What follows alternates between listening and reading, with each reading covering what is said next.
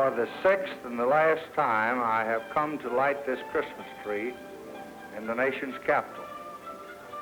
My prayer now, as it has been in each of these other Decembers, is for peace and reconciliation abroad, justice and tranquility at home.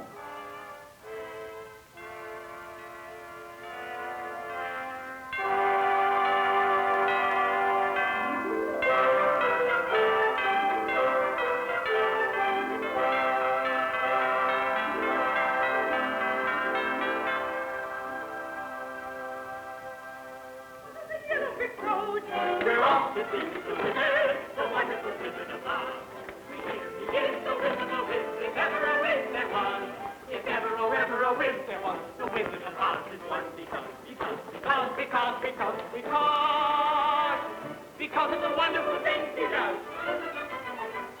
We're off to see the wizard, the wonderful Wizard of Oz. For this time will be the last time that I'll have the privilege of inviting the youngsters of Washington in for Christmas to celebrate it with me. And it's such a special joy to be able to have one of my own children to celebrate the great coming of Santa along with you. December 1968, the final full month of the presidency of Lyndon Johnson. It was a time when great achievements were harvested by Americans in space exploration, economic gains, and statecraft. When the violence of the past year gave way to a growing hope for peace and goodwill. As the year drew to a close, preparations were well underway for the inauguration of Richard Nixon as president on January 20th, 1969. The passing of the torch of American leadership was marked by an unusual degree of cooperation. In one of his final cabinet meetings at the White House, President Johnson laid out the course for his administration to follow in the remaining days ahead.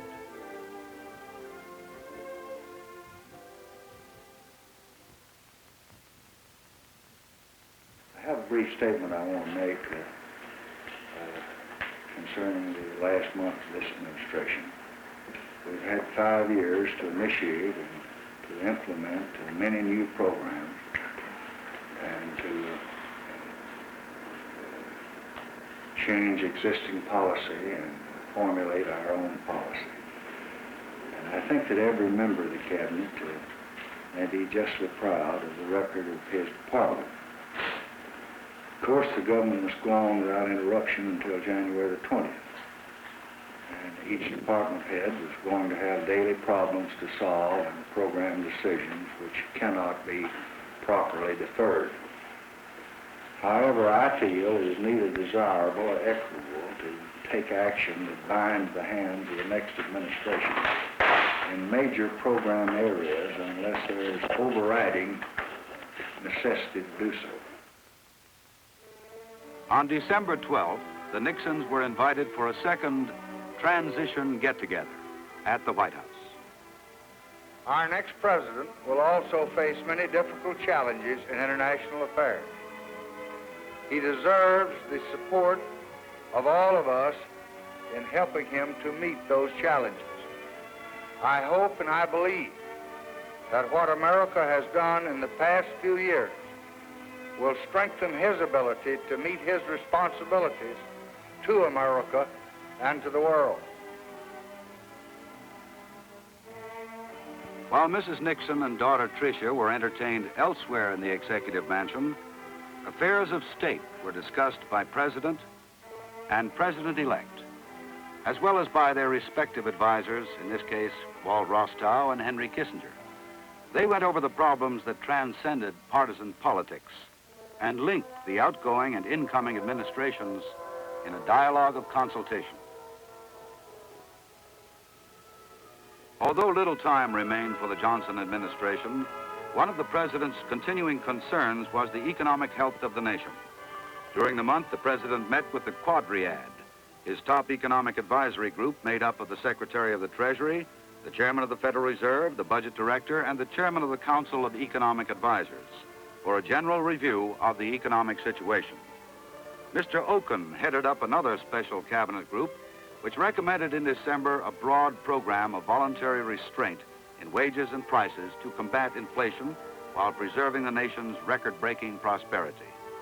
As evidence of this prosperity, the unemployment rate dropped to a 15-year low of 3.3%. The president also indicated that the nation would enjoy a budget surplus for fiscal 1969.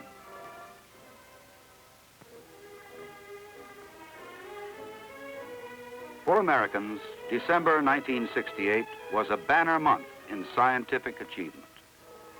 President Johnson paid tribute to the men who probed into the tiniest building blocks of the universe and to those who blazed new trails in its vast outer spaces. Most of us are not so sure-footed as you are, Dr. Wheeler, in the complex world and in the difficult vocabulary of the nuclear scientists. First, there was the Enrico Fermi Award, given to Dr. John A. Wheeler of Princeton University for his pioneer work in nuclear physics. Praise was also extended to Dr. Glenn Seaborg, chairman of the Atomic Energy Commission. As it can, you are one who has chosen, like Ulysses, to follow knowledge like a sinking star beyond the utmost bound of human thought. Our hope is to sustain and to support you in that voyage. Man's quest for knowledge certainly was a major impetus in the voyage to the moon, which American space scientists and engineers planned for December. A few days before the Apollo 8 countdown, at the first White House dinner honoring America's entire space team, President Johnson praised the leadership of NASA's outgoing director, James Webb.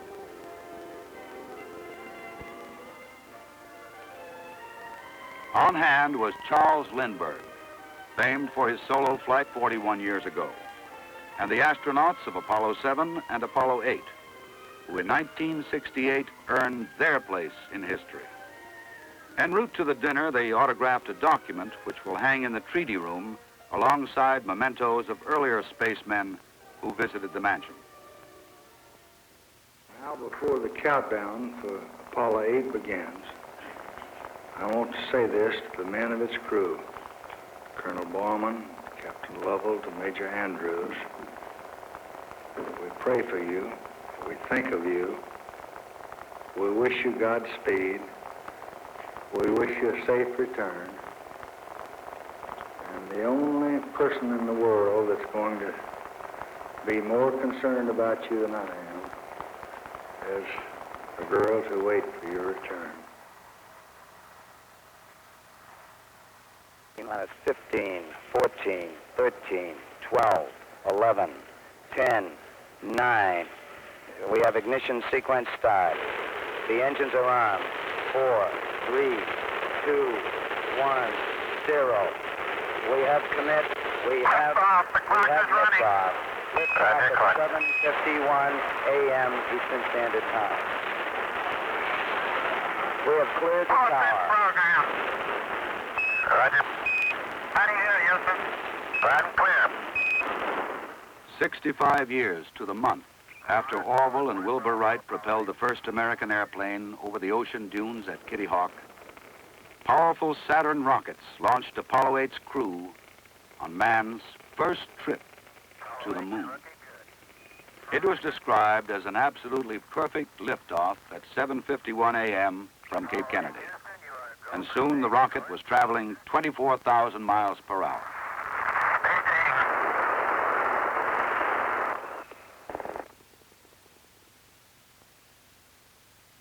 I have a beautiful view of the S4B and the Earth here on one. I'll try to get a picture for you. Okay. Apollo 8, Houston. Go ahead, Houston. Apollo 8, you are go for TLI, over. Roger, understand. We're go for TLI.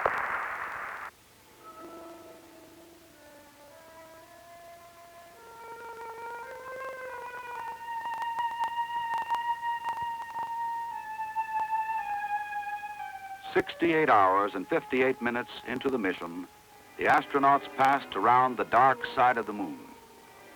10 minutes later, they fired the thrust engine into a successful lunar orbit.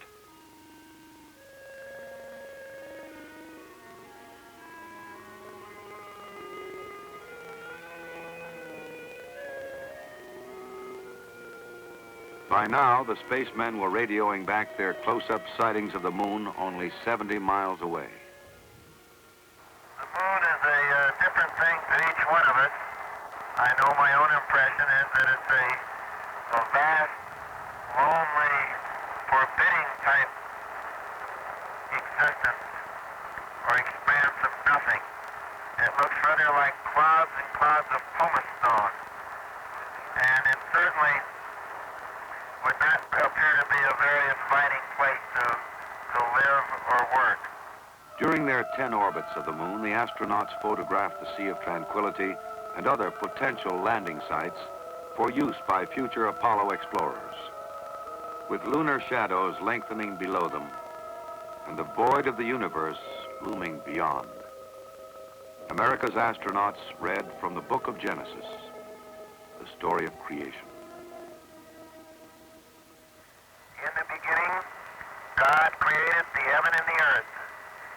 And the earth was without form and void, and darkness was upon the face of the deep. And the Spirit of God moved upon the face of the waters. And God said, "Let there be light." And there was light. And God saw the light, that it was good. And God divided the light from the darkness. And God called the light day, and the darkness he called night.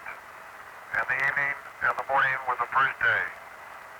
And God said, "Let there be a firmament in the midst of the waters, and let it divide the waters from the waters." And God made the firmament, and divided the waters which were under the firmament from the waters which were above the firmament. And it was so. And God called the firmament heaven, and the evening and the morning were the second day. And God said, "Let the waters under the heaven be gathered together into one place, and let the dry land appear." And it was so. And God called the dry land earth, and the gathering together of the waters called he seas. And God saw that it was good. And from the crew of Apollo 8, we close with good night, good luck, a Merry Christmas, and God bless all of you on the good earth. And now the most critical moment of the journey had arrived, when the team of Borman, Lovell, and Anders would attempt to restart their engines and rocket back to Earth. Houston, Apollo 8, over. Hello, Apollo 8. Loud and clear. Roger. Please be informed there is a Santa Claus. That's affirmative. You're the best ones to know. The triumphant shouts from Mission Control in Houston on Christmas Day could only mean one thing. The engines were started again, and Apollo 8 was on its way home. A flawless, supremely successful flight, with splashdown coming in the pre-dawn hours of Friday morning, December 27th, not far from the USS Yorktown, 1,000 miles southwest of Honolulu. A courageous event, said the Russians. The Vatican called it daring, incredible. Britain's astronomer, Sir Bernard Lovell, who earlier had questioned its scientific value, now called it one of the historic moments in the development of the human race. From Paris, the supreme compliment. Magnifique, formidable.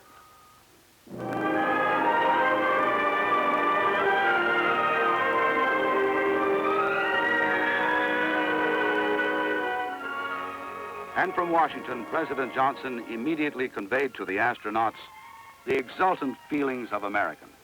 We want to welcome you home. We thank God that you're back safe again. You've made us very proud to be alive at this particular moment in history. You've made us feel kin to those Europeans nearly 5 centuries ago who heard stories of the New World for the first time.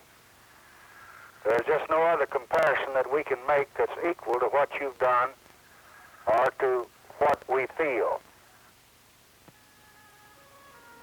America's space achievement, said NASA's retiring director James Webb, was the lengthened shadow of President Johnson, who since his Senate days had led the historic effort to explore the frontiers of space.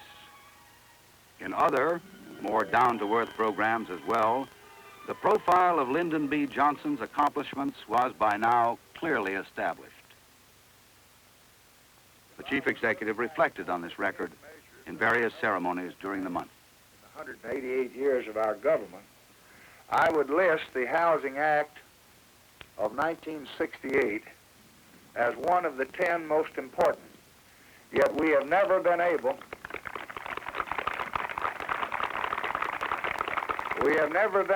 to dramatize and to bring to the attention of the people of this country that this act even exists, much less let them know of the benefits that will flow from it. This act provides the machinery and the inducements and the incentives to build, not in the next 30 years, but in the next 10 years, 26 million housing units. Discrimination and outright segregation are being turned back in employment in public places, in housing, in government aid programs, in juries, in voting through the landmark Civil Rights Act of 1964. And I believe we had more than 600 observers in this last national election without incident. I think it was President Harry Truman who was president when he declared that good health is a right and not a privilege. That every citizen, regardless of his means, should have an opportunity for health care. We have tried to make that this nation's policy for a good many years, but for a long time there's been a wide gap between our policy and reality. In the past 5 years, we have been working diligently trying to move on down the road and to close that gap. We have Medicare, and we have heart, cancer, and stroke programs. We have the neighborhood health centers. Ms. Johnson just returned from one the other day that she was ecstatic about. We have more than 40 health laws that we have enacted during these past 5 years. Another Johnson achievement was highlighted on a chilly December afternoon as the First Lady made her farewell tour with the Committee for a More Beautiful Capital. Adding sparkle to Washington's cityscape would be new fountains, just below the White House and at Haines Point, where the Anacostia and Potomac rivers meet. They were the gifts of Mrs. Enid Haupt and Mrs. Rose Zalls and the Society for a More Beautiful Capital. After the dedication ceremonies, Mrs. Johnson and her committee held their last meeting by the warm fire of the White House yellow Oval Room. Mrs. Johnson, in her 5 very active years as First Lady, has traveled over 100,000 miles, promoting beautification and an improved quality in American life. There's no reason why one First Lady should have to be interested in painting China because another has this particular interest. There's no reason why, because I planted trees, another First Lady has to water them, although I surely hope somebody will, Nash. I would hope our President's wife would always have the freedom to do what comes naturally. And I have no doubt this would serve the public good. I wish the very best to Pat Nixon. I know she will make a fine First Lady. She has much to look forward to. And I know you will have some exciting years ahead as you meet and cover the new First Family. She was faithfully accompanied in her travels by a corps of newswomen, whom she came to describe as hard-working, elastic, super-sensitive to events, and sentimental. And in December, the Women's National Press Club honored their favorite traveling companion as they presented Mrs. Johnson with the Eleanor Roosevelt Candlestick Award.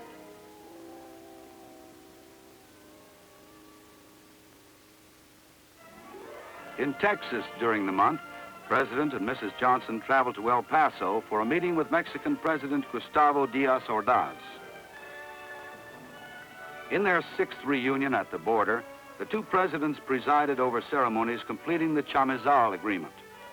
That agreement, formally ending a dispute over lands bordering the Rio Grande, will go down in history as a model example of peaceful solution of international misunderstandings.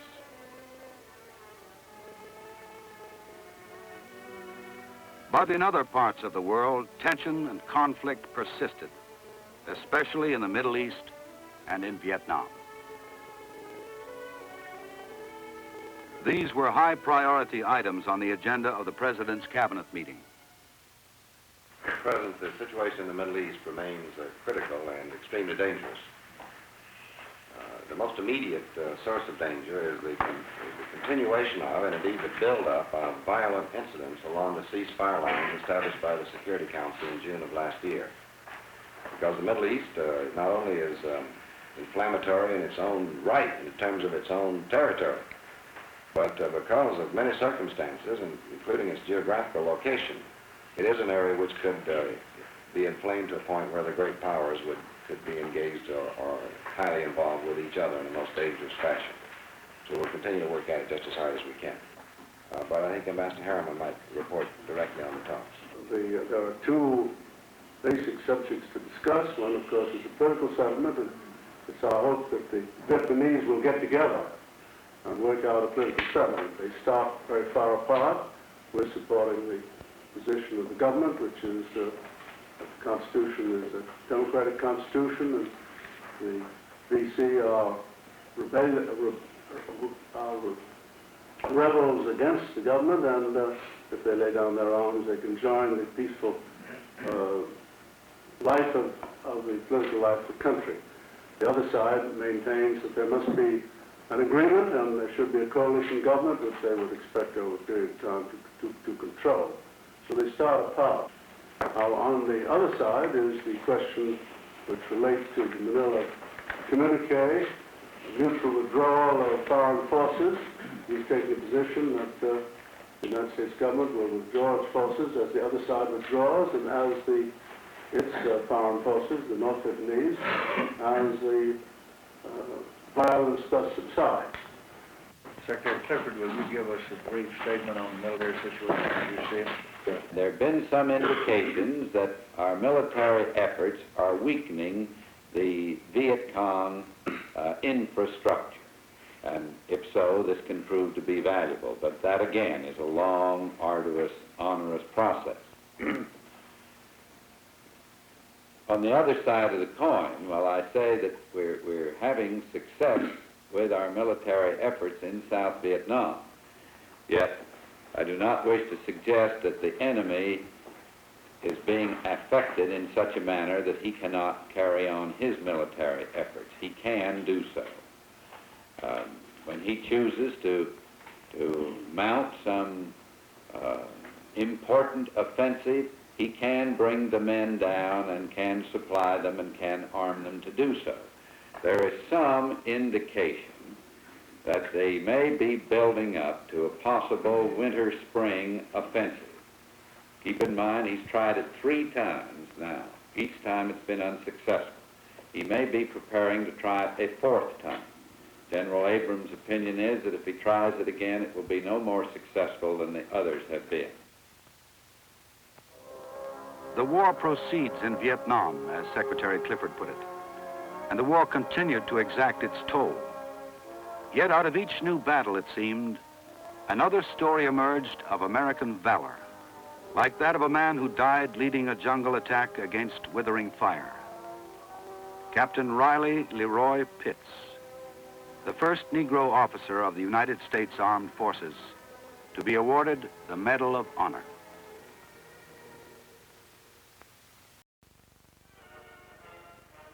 Earlier in the month, Iran's Prime Minister, Emir Abbas Hoveda, came to Washington. And now, the red carpet is out for the final White House state visit of the Johnson administration.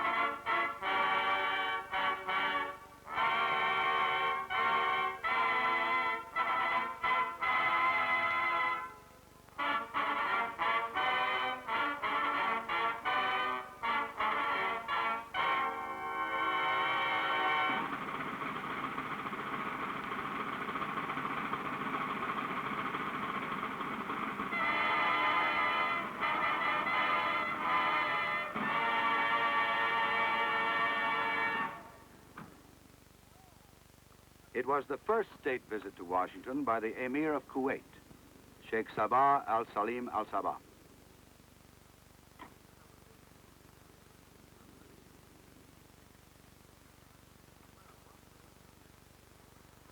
As a part of the president's welcoming ceremonies on the South Lawn, the Emir received a 21-gun salute.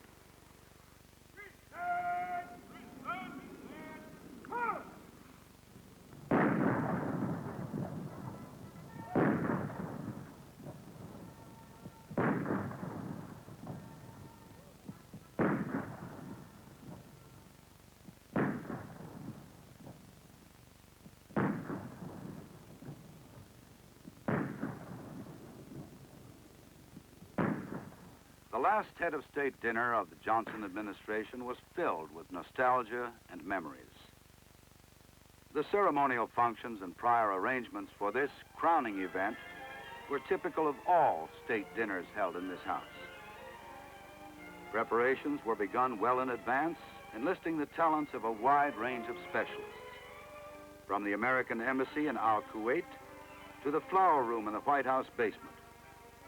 Rusty Young, the mansion's florist, has assembled great bouquets of fresh flowers for the reception rooms and centerpieces for the banquet tables. The White House calligraphers hard at work. They are responsible for handwriting invitations as well as place cards for each of the 140 guests invited to dinner.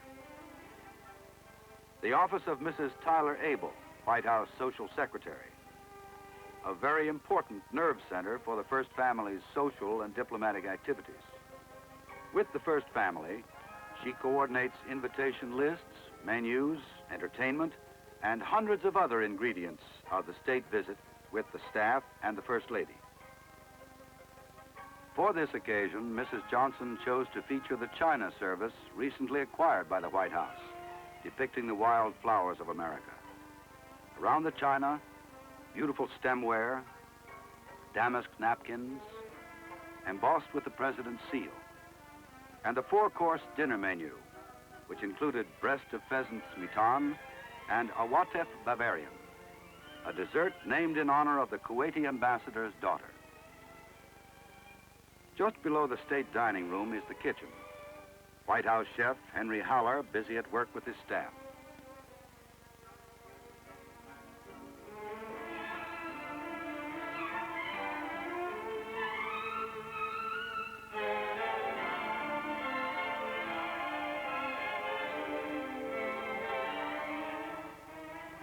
Providing entertainment at White House social functions is a custom dating back to the administration of William Howard Taft. It is richly varied, depending on the guest of honor. The magic moment arrived when White House military aides began receiving guests at the diplomatic reception room just off the South Lawn entrance. And at 8 p.m., word was passed along that the official guest was on his way from Blair House to meet President and Mrs. Johnson at the front entrance under the north portico, accompanied by the ambassador of Kuwait and Mrs. Al Hussein, and Washington's chief of protocol and Mrs. Tyler Abel. After posing for photographs, the official party was escorted upstairs to sign the guest book and to exchange gifts in the yellow oval room. For the formal state gift, President and Mrs. Johnson presented their guest a silver desk set. For a personality gift, they gave a portable shortwave radio. Also, there was a gold bowl and candlesticks for his daughter and son-in-law. The Emir presented Mrs. Johnson with a silver tea service and an antique chest. President Johnson received the model of a trading vessel, a traditional Kuwait gift. Afterwards, the president's party descended the grand staircase to pause for the official photograph.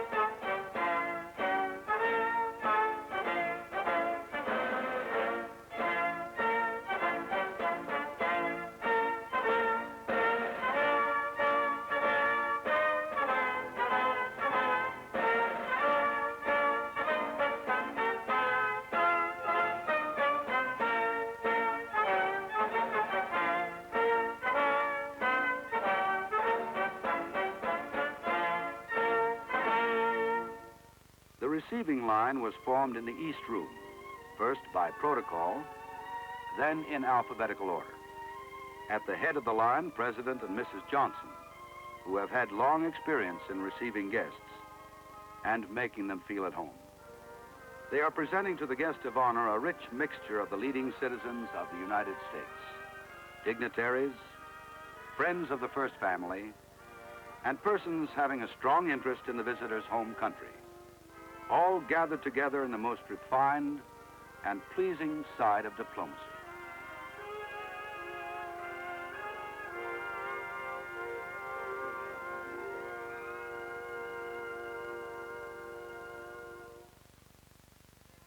And now, dinner is about to be served in the state dining room.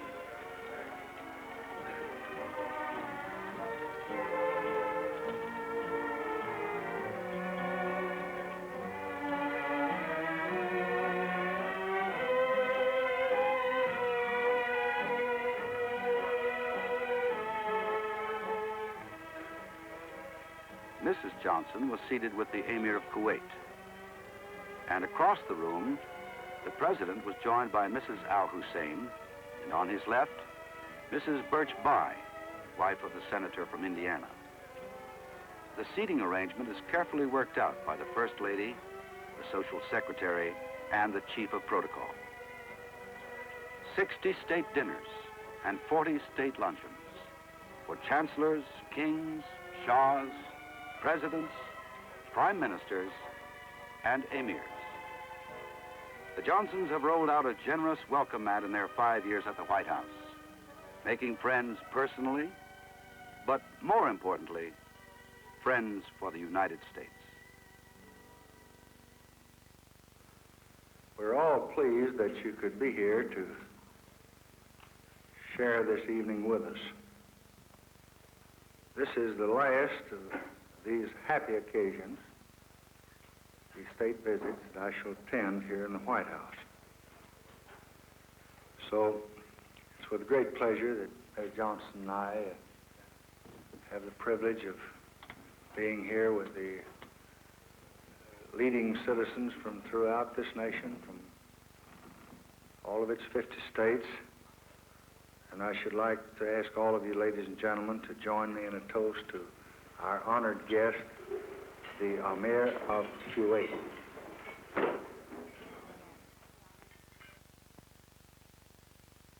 And tonight, the President and I are feeling very nostalgic because this is the last, sir, of the state dinners that we have had in these 5 years. And so we have asked back the entertainers, the very talented entertainers who gave us a memorable evening when we had our first state dinner. It was Robert Merrill, the baritone of the Metropolitan Opera, and the Christie Minstrels, bright, gay young singers. So we'll begin with Robert Merrill.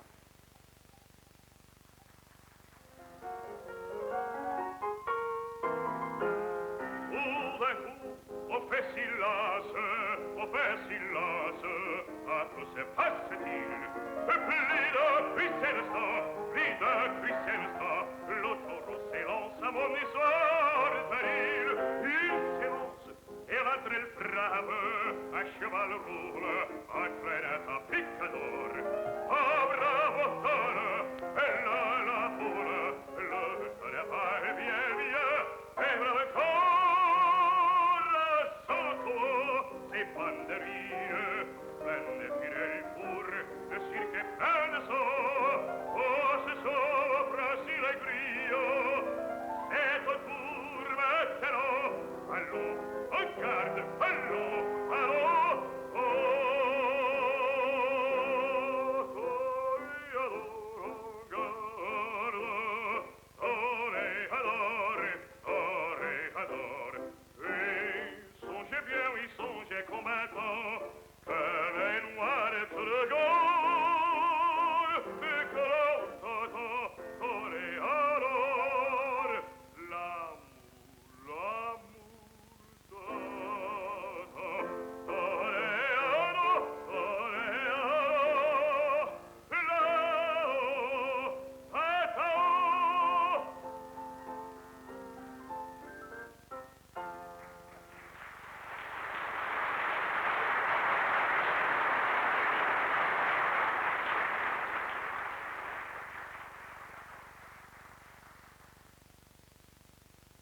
don't do protest songs for a couple of reasons. First of all, we're not mad at anybody. And I think most important, we're really tired of seeing people in dirty clothes singing about hard work they've never done and wars they've never fought in. And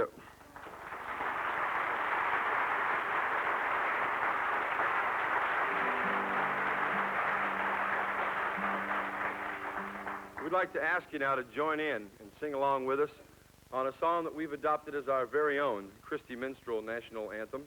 It's a song that not only pertains to our country and our land, but we've performed this all over the entire world, and the response was fantastic.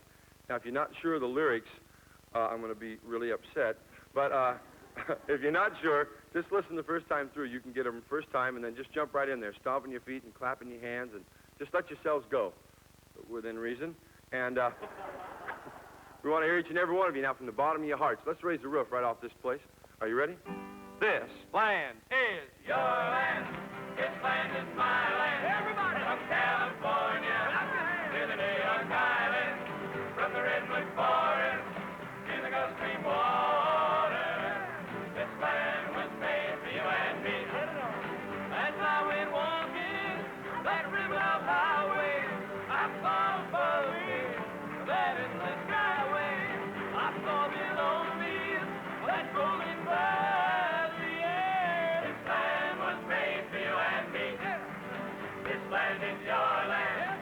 This land is my land. Yeah. From California to the New York Islands, from the redwood forest to the Gulf Stream water. Yeah. This land was made for you and me. How about it? How the room and ramble. Yeah. My footsteps led me. A sparkling sands of your diamond desert. And all around me, a voice was calling. This land was made for you and me. Come on, let me hear you. This land is your land. This land is my land. From California to the New York Islands, from the redwood forest to the Gulf Stream water. This land was made for you and me. The sun was shining as I was strolling, the wind was waving, and the sky blowing, the fog was lifting, a voice was calling. This land was made for you and me. This land is your land. This land is my land. From California to the New York Islands, from the redwood forest to the Gulf Stream water. This land was made for you and me.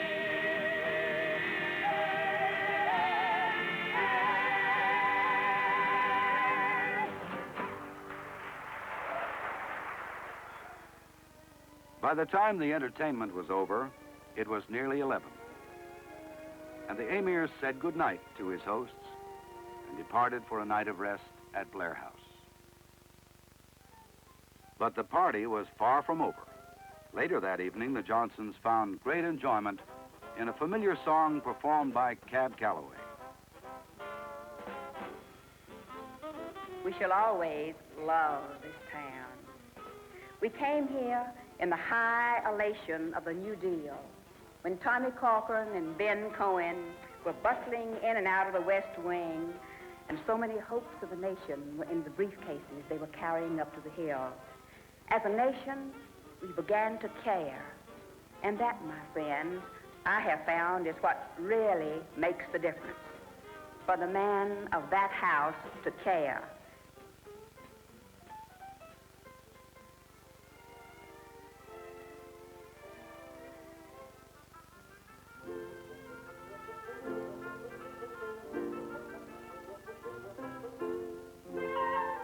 For the White House, Christmas 1968 meant nostalgia, hope, thankfulness. It was President Johnson's last Christmas in this house. Although Mr. Johnson, like much of the nation, suffered a bout with the flu, he was home from the hospital in time for the presents to be opened. All his family, except his two sons-in-law, were gathered about him. This year, more so than in the recent past, was ending on a note of hope. By Christmas, the astronauts were heading safely homeward. North Korea had finally freed the crew members of the Pueblo. All contingents of the Vietnam conflict had gathered in Paris, and the nation prospered as never before. President Johnson shared the satisfaction of all Americans in these blessings. But, as always, his thoughts were on those who were far from home, standing vigil on the freedoms we cherish, as he put it in his Christmas message to servicemen around the world. This Christmas, the world is brightened with the hope of peace. When it comes, when hope turns to substance and the guns are quiet once again, it will come because you have pursued it with your courage and your skill. It will come because you have won it with a steadfast spirit that adds new luster to the honored tradition of American arms. This will be my last Christmas message to you as your Commander-in-Chief. But I will remember you all the days of my life as the patriots who manned the watchtower in a time of peril, so that all of us might live as free men. As one who is proud to have served with you, I salute you. And I pray that God will keep watch over all of you and unite you soon with your families and your loved ones.